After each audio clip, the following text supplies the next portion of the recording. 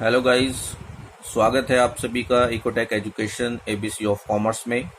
आज हम लोग अकाउंट्स का चैप्टर 6 स्टार्ट करेंगे। Accounting procedure, rules of debit and credit. तो देखिए गाइस, इसके बारे में जानने से पहले हम अकाउंट्स की डेफिनेशन देख लें एक बार। अकाउंट्स की डेफिनेशन क्या है? देखिए गाइस, अकाउंट्स की डेफिनेशंस आपके सामने है। Accounts is a summarised record of transactions at one place relating to a particular head. तो गाइज, अकाउंट्स किस चीज़ को शो करता है? अकाउंट एक समराइज रिकॉर्ड ऑफ ट्रांजैक्शंस को दिखा रहा है एक ही प्लेस पर।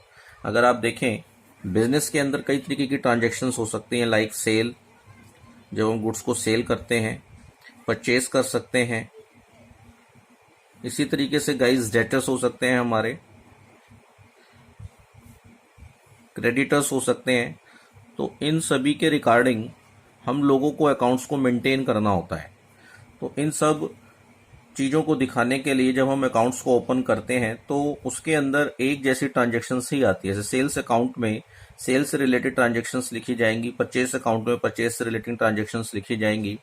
ऐसे ही डेटर्स में डेटर्स से रिलेटेड एंड क्रेडिटर्स में क्रेडिटर्स से। तो ऐसे बहुत सारे अकाउंट्स हम लोग ओपन करते हैं बैलेंसेस को पता लगाने के लिए। तो नॉर्मली जो अकाउंट्स का अगर आप फॉर्मेट देखें, टी शेप फॉर्मेट इसको बोला जाता है। सिंपली टी होता है ये, और दो पार्ट्स होते हैं। जो इसकी लेफ्ट हैंड साइड है that is called debit side, and right hand side को क्रेडिट साइड बोला जाता है। क्यों बोलते हैं? क्योंकि लेफ्ट हैंड साइड में डेबिट रिकॉर्ड्स आते हैं सारे के सारे, और राइट हैंड साइड में क्रेडिट रिकॉर्ड्स आते हैं सारे। तो गाइस, दो साइड से अकाउंट्स की हो गई, debit side and credit side. तो जस्ट ये नेम है, left hand side of the account is called debit side and right hand side of the account is called credit side. तो ये तो हमने डेबिट एंड क्रेडिट के बारे में जाना। इसीलिए अगर आप देखें तो लेफ्ट हैंड साइड पे डी आर शॉर्ट में लिखा जाता है, डेबिट डी आर, और C R stand for credit. अगर आप इसका फॉर्मेट बनाएं तो देखिए किस तरीके से आप इसको बनाएंगे। तो गाइज, सबसे पहले डेट का कॉलम, देन पर्टिकुलर्स, उसके बाद JF journal folio, and then amount rupees. ये लेफ्ट हैंड साइड में हो गया। सेम इसी तरीके से क्रेडिट साइड में इसका बाइफर्केशन किया जाता है, date, particulars, JF and rupees. तो गाइज देखिए, अकाउंट्स के फॉर्मेट में जो हमने कॉलम बनाए हैं, डेट में date of the transactions debit side की जो है वो आएगी, पर्टिकुलर्स में name of the other accounts आता है जिस अकाउंट्स के रिगार्डिंग हमने ट्रांजेक्शन्स की है इसके अंदर। देखिए, जेएफ पेज नंबर होता है, सब्सिडरी बुक्स में से, कैश बुक में से, जहां से भी हमने उस एंट्री को उठाया है, जर्नल में से। आगे जाकर के आप इसकी पोस्टिंग के बारे में जानेंगे। एंड रुपीज में अमाउंट आएगा ट्रांजेक्शन्स का। सेम इसी तरीके से क्रेडिट साइड है, और इसी तरीके से हम लोग डेबिट एंड क्रेडिट के रूल्स सीखेंगे, कैसे आपने उनको फॉलो करना है। तो आइए देखते हैं किस तरीके से rule and regulation debit and credit के बनाए गए हैं। तो देखिएगा, इस chapter 6 accounting procedures, rules of debit and credit. देखिए, इसमें गाइस ट्रेडिशनल अप्रोच सबसे पहले हम देखेंगे। दो अप्रोच हम लोग सीखेंगे इस चैप्टर में, trading approach and modern approach. तो सबसे पहले हम बात कर रहे हैं ट्रेडिंग अप्रोच की। ट्रेडिंग अप्रोच में अकाउंट्स को आप दो हिस्सों में ब्रेक कर सकते हैं, एक पर्सनल अकाउंट और एक इम्पर्सनल अकाउंट्स। देखिए, पर्सनल अकाउंट्स को फर्दर हम लोग natural and artificial and representative accounts में ब्रेक करते हैं। इसी तरीके से guys, impersonal accounts real, nominal, real में भी दो पार्ट्स बन सकते हैं इसके, टेंजेबल एंड इनटेंजेबल। तो देखिए किस तरीके से इनके रूल एंड रेगुलेशंस हैं, क्या इनकी डेफिनेशन है। तो वन बाय वन हम इसके बारे में जानकारी लेते हैं। तो सबसे पहले गाइज, पर्सनल अकाउंट। तो देखिए, पर्सनल अकाउंट्स क्या बताता है। It includes all those account which are related to any person, that is individual, firms, companies, bank etcetera. देखिए, जितने भी इंडिविजुअल से रिलेटेड अकाउंट्स हैं, पर्सन्स जिनमें इन्वॉल्व होते हैं, फर्म्स, कंपनियां, बैंक, ये सारे पर्सनल कहलाते हैं।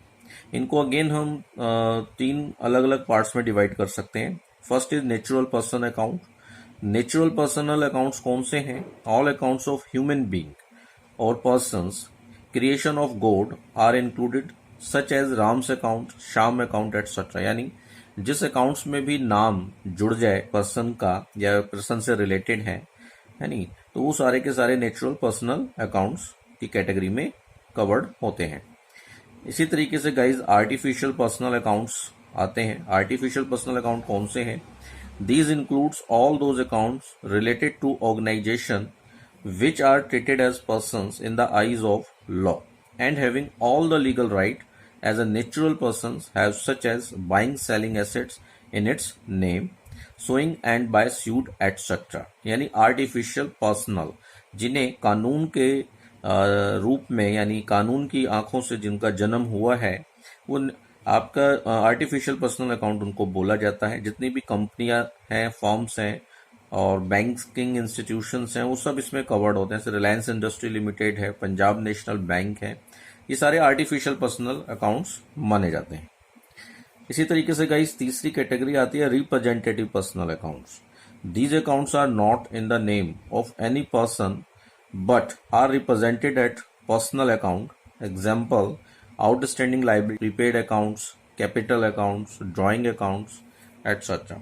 तो गाइस ये सारे के सारे रिप्रेजेंटेटिव पर्सनल अकाउंट्स माने जाते हैं।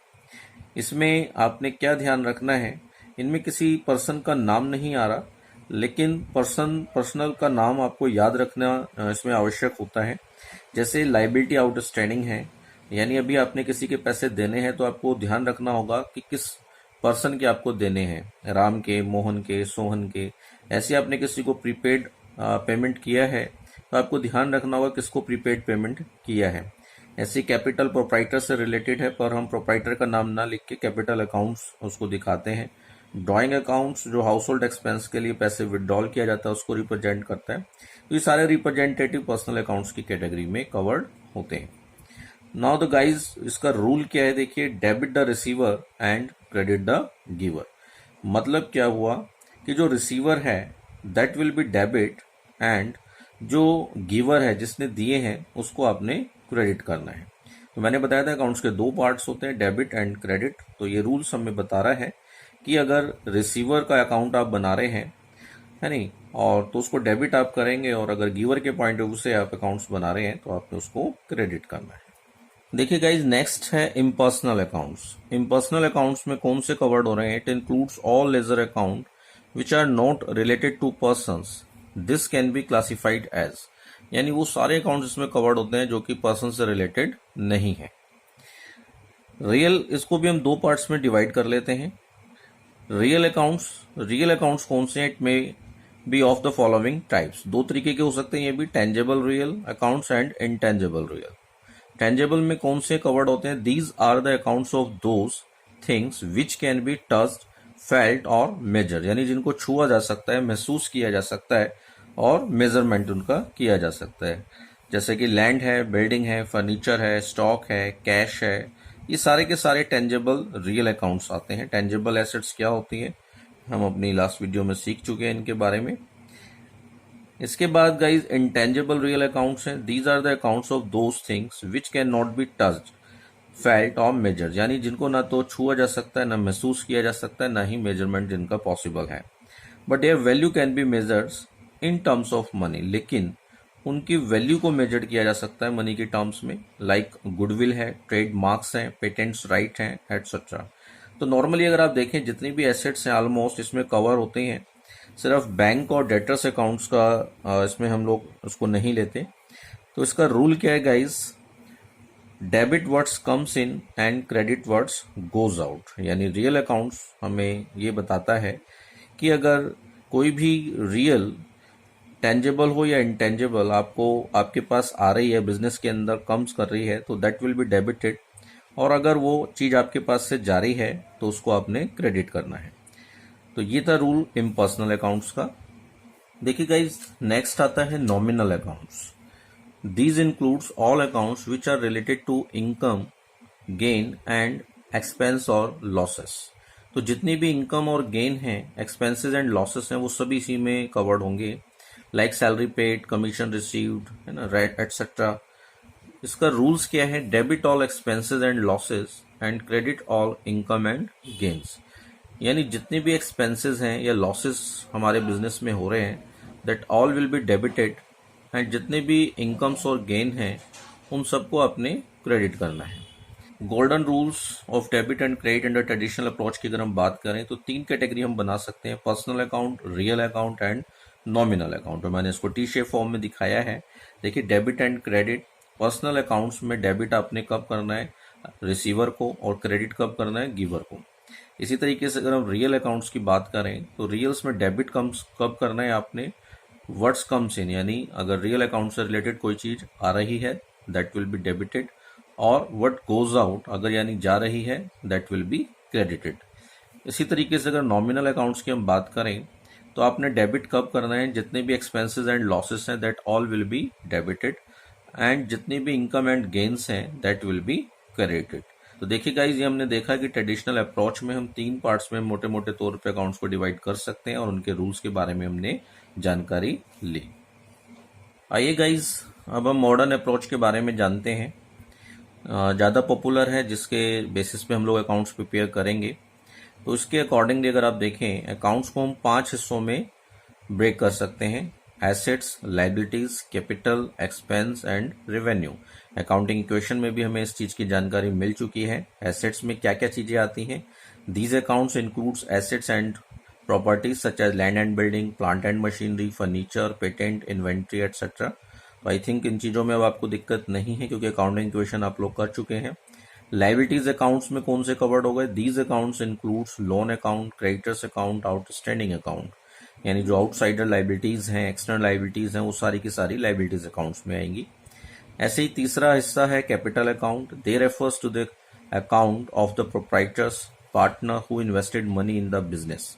कैपिटल ऑनर्स के अकाउंट्स को रिप्रेजेंट करता है। ऐसे गाइज रेवेन्यू अकाउंट है। These are accounts of income and gains. जो भी इनकम एंड गेन बिजनेस में हो रही है, like sale, interest received, rent received etcetera, ये सारे रेवेन्यूज अकाउंट्स कहलाते हैं। Expense accounts, the accounts which show the amount spent और even lost in carrying on business operation. यानी बिजनेस को चलाते समय कोई भी आपका खर्चा हो रहा है या कोई लॉस हो रहा है तो सभी एक्सपेंस अकाउंट्स में कवर्ड होते हैं। Like examples, purchase, wages, depreciation, rent etcetera.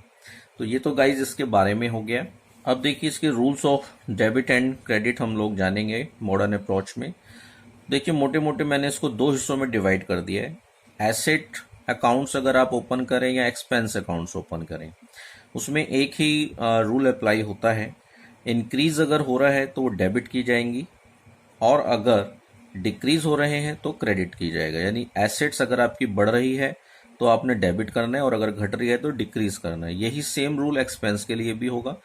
अगर आपके एक्सपेंसेस इंक्रीज हो रहे हैं दैट विल बी डेबिटेड, और अगर घट रहे हैं तो आपने उनको अकाउंट्स में क्रेडिट करना है।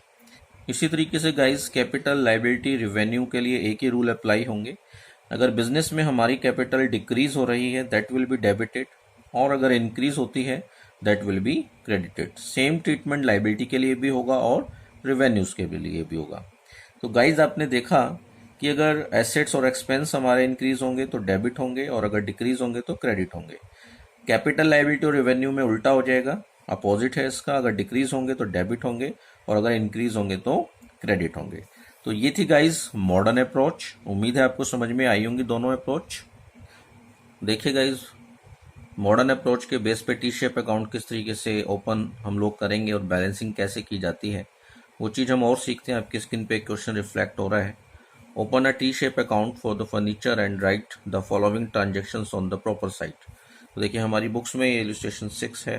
टी शेप अकाउंट्स हमें खोलना है फर्नीचर के रिगार्डिंग, और इन्फॉर्मेशन दी हुई है फर्नीचर की परचेज सेल्स की। तो गाइज देखिए, फर्नीचर अकाउंट्स हम लोगों ने बना लिया है। आपको मालूम है कि एसेट्स अकाउंट्स है, फर्नीचर हमारा एसेट्स नेचर का है मॉडर्न अप्रोच के अकॉर्डिंगली। एसेट्स का जो रूल था, अभी आपने पीछे देखा था कि अगर एसेट्स इंक्रीज होगी गाइस तो डेबिट साइड में इसकी एंट्री आएगी, और अगर डिक्रीज होगी तो क्रेडिट साइड में। तो गाइस देखिए, फर्स्ट ट्रांजेक्शन है फर्नीचर परचेज। तो जब हम परचेज करेंगे तो नेचुरल है कि फर्नीचर हमारा इंक्रीज होगा। तो कैश अगर परचेस है तो यहाँ कैश लिखेंगे क्योंकि कैश के थ्रू नॉर्मली हम लोग परचेस करेंगे। तो गाइस 50,000 डेबिट साइड में आप लिखेंगे क्योंकि हमारा फर्नीचर इंक्रीज हो रहा है। इसके बाद सेकंड है फर्नीचर सोल्ड। आपने फर्नीचर की सेल कर दी, 10,000 कॉस्टिंग थी। तो गाइस अगर आप देखें जब आप फर्नीचर को सेल करेंगे तो ऑब्वियस है कि हमारे पास से फर्नीचर कम हो जाएगा, डिक्रीज हो रहा है, इसलिए आप उसे क्रेडिट साइड में दिखाएंगे। थर्ड ट्रांजेक्शन अगेन परचेस है फर्नीचर की, तो अगेन परचेस, यानी जब भी बिजनेस में एसेट्स हमारी बढ़ रही है तो वो डेबिट की जाएगी और अगर ट्रांजैक्शंस घट रही है तो वो क्रेडिट की जाएगी। ओल्ड फर्नीचर डिस्कार्डेड अगली इंफॉर्मेशन है। तो जब हम फर्नीचर को डिस्कार्डेड कर देते हैं इसका मतलब कि आपने स्क्रैप में फर्नीचर को सेल कर दिया है, तो ये भी वैल्यू को घटा रहा है, यानी फर्नीचर हमारी पास से हमारे बिजनेस में से रिड्यूस हो गया है। एंड लास्ट है गाइस डेप्रिसिएशन। देखिए डेप्रिसिएशन भी फर्नीचर को उसकी वैल्यू को कम करता है। क्यों? क्योंकि ये जब हम किसी फिक्स एसेट को यूज़ करते हैं अगेन एंड अगेन तो उसके बार बार इस्तेमाल से उसकी वैल्यू में कमी आती है। तो ये 3,000 भी आपने क्रेडिट साइड में राइट डाउन करने हैं। अब देखिए गाइज आपने इसकी बैलेंसिंग करनी है। बैलेंसिंग करने के लिए दोनों साइड आपने टोटल करना है। जिस साइड का टोटल गाइज ज़्यादा होता है उसको दोनों तरफ लिखा जाता है। तो पहले हम डेबिट साइड के टोटल को देख लेते हैं। डेबिट साइड का हमारा जो टोटल है गाइज 65,000 आ रहा है। और इसी तरीके से अगर हम क्रेडिट साइड के टोटल को देखें तो क्रेडिट साइड का जो टोटल है गाइज 18,000 आ रहा है। जब आप 65,000 में से 18,000 को माइनस करेंगे तो गाइज ये हमारे पास जो डिफरेंस बचेगा 47,000 का बैलेंस हमारे पास बचता है। तो देखिए डेबिट साइड का टोटल ज़्यादा है तो 65,000 आपने दोनों तरफ लिखने हैं। ये भी आप सीख लीजिएगा बैलेंसिंग कैसे करते हैं। इसमें से आपने क्रेडिट साइड के इनको माइनस करना है टोटल को, जो कि हमने नीचे किया। तो ये 47,000 हमारे पास बैलेंस आ गया। गाइज ये जो बैलेंस आया है आपने ध्यान रखना है ये कौन सा बैलेंस कहलाएगा गाइज, क्योंकि डेबिट साइड हमारी ज़्यादा थी इसलिए इसको आपने डेबिट बैलेंस बोलना है। कौन सा बैलेंस बोला जाएगा गाइज? Debit balance. तो नॉर्मली जिस साइड का टोटल ज़्यादा होता है उसी साइड उसका बैलेंसिंग का उसका नाम दिया जाता है। तो ये उम्मीद है आपको समझ में आया होगा। तो देखिए गाइज एक हम क्रेडिटर्स अकाउंट्स भी बना के देखते हैं लाइबिलिटी के regarding. Open a T shape account of a creditors Mohan and right the following transactions on the proper site. तो अब एक लाइबिलिटी साइड अकाउंट्स हम लोग प्रिपेयर करेंगे। हमारी बुक में दिया हुआ ये क्वेश्चंस आपकी स्क्रीन पे रिफ्लेक्ट हो रहा है। देखिए गाइज आपकी स्क्रीन पे मोहन अकाउंट्स क्रेडिटर्स अकाउंट है जो कि हमने बना लिया है। ये लाइबिलिटी अकाउंट को रिप्रेजेंट करता है। और लाइबिलिटी अकाउंट का मॉडर्न अप्रोच के अकॉर्डिंगली रूल्स क्या था, अगर लाइबिलिटी डिक्रीज होगी तो डेबिट साइड में आपने उसको दिखाना है और अगर इंक्रीज होगी तो क्रेडिट साइड में दिखाना है। तो आइए एक एक करके हम इसको देखते हैं। फर्स्ट है purchase goods from Mohan on credit. आपने मोहन से गुड्स परचेज करें, इट मीन्स आपको उसको पैसे अभी पे करने हैं, क्रेडिट खरीदे हैं क्योंकि। तो लाइबिलिटी इंक्रीज हो रही है गाइज, तो आप इसको क्रेडिट साइड में लिखेंगे। परचेस आपने गुड्स किया है तो परचेज गुड्स आप यहाँ लिख सकते हैं 50,000, क्रेडिट साइड में आपने इसको शो ऑफ करना है। इसके बाद पेड टू मोहन, आपने मोहन को 30,000 की पेमेंट करी है। तो जब आप मोहन को पेमेंट करेंगे तो गाइज हम लोगों के पास से उसकी लाइबिलिटी कम हो जाएगी। 30,000 की हमने कैश पेमेंट कर दी है तो ये आप डेबिट साइड में इसको आप दिखाइएगा क्योंकि लाइबिलिटी को ये डिक्रीज कर देगी। इसी तरीके से guys goods return to Mohan, next adjustment है। आपने मोहन को जो गुड्स परचेज करे थे उसमें से कुछ वापस कर दिए हैं तो ये परचेज रिटर्न हो गई गाइज एक तरीके से। तो इससे भी आपकी जो लाइबिलिटी है वो कम हो जाएगी क्योंकि जितना गुड्स हमने उसको रिटर्न कर दिया उतने का हमें उसको अमाउंट्स देने की अब आवश्यकता नहीं है। तो 3,000 आपने डेबिट साइड में शो करने हैं। इसके बाद गाइज नेक्स्ट है repurchase goods from Mohan on credit. आपने अगेन रीपरचेज करे हैं क्रेडिट, तो अब फिर लाइबिलिटी हमारी मोहन के रिगार्डिंग बढ़ेगी। तो आप इसे क्रेडिट साइड में दिखाएंगे परचेज गुड्स। तो ये आपका आगे गाइज 10,000। तो ये गाइज हम लोगों ने इसकी इंफॉर्मेशन पूरी लिख ली है। अब हमें इसको बैलेंसिंग करना है गाइज। किस तरीके से आपने बैलेंसिंग करना है, again debit and credit side के हम लोग टोटल करेंगे। तो नॉर्मली लाइबिलिटी में क्रेडिट साइड ज़्यादा है तो पहले क्रेडिट साइड का हम कर लेते हैं। 60,000 देखिए क्रेडिट साइड का इसका टोटल आ रहा है, और अगर डेबिट साइड का हम टोटल करें तो 33,000 इसका टोटल आ रहा है। अब जब आप बैलेंसिंग करेंगे गाइस, तो देखिए इसमें से इसको माइनस करने के बाद 27,000 का बैलेंस हम लोगों के पास बचता है। तो अगेन वही जैसे हमने ऊपर किया था, जो टोटल ज़्यादा है वो दोनों साइड हमें लिखना होता है। 60,000 क्रेडिट साइड ज़्यादा थी, ये हमने लिख ली। 60,000 में हमने दोनों को माइनस करके 27,000 का बैलेंस फाइंड आउट किया। तो ये हमारी बैलेंसिंग फिगर थी। अब देखिए गाइस, क्रेडिट साइड का टोटल ज़्यादा है, इसलिए जो बैलेंस है ये कैसा बैलेंस कहलाएगा? Credit balance. तो ये चीज़ें अभी आपने ध्यान रखनी है। तो देखिए हमने दोनों के अकॉर्डिंगली क्वेश्चंस को कर लिया है।